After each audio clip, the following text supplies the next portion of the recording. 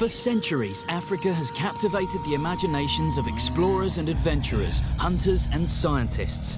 Yet no visitors to the African continent have arrived in numbers as prolific as the wildlife tourists of today.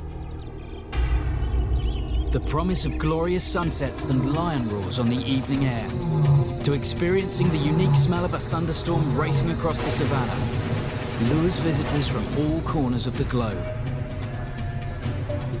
Robert Moore, owner of a private game reserve in South Africa, took his guests on a late afternoon drive, hoping for some action. We were just stopped for our sundowner game drive.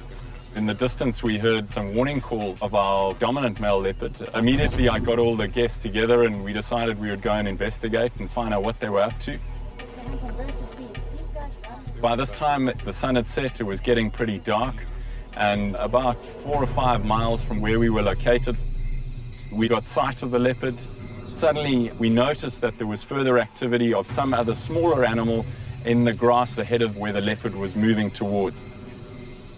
The guests were at this stage getting incredibly excited, but I had to keep them calm and quiet because we didn't want to disrupt this interaction.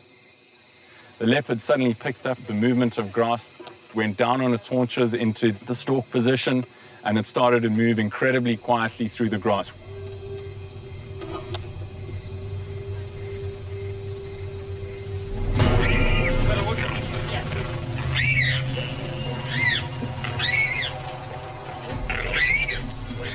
One of the key reasons why the warthog will squeal and make as much noise as possible is to distract the predator from finding the lockdown position, which is generally under the jaw of the warthog. But the warthog screams caught the attention of another night prowler.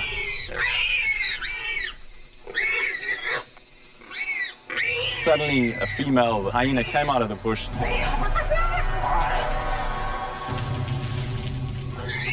The leopard jumped off, and the hyena, realizing how close she actually was to the leopard still active in the kill mode, decided to step back as well, which left the warthog standing there completely surprised, not understanding, I think, quite what had happened, but then disappeared into the surrounding grass and managed to get away. Guests want to see what they've seen on television, and when they arrive in South Africa, this is what they want to see when they come on safari. And strange enough, they got to see a kill and they got to see a happy ending to it. Survival in the wild is tough, and when it comes to fighting for food, even the smallest scavengers are known for their boldness. Snatching tasty morsels from much larger predators takes some guts.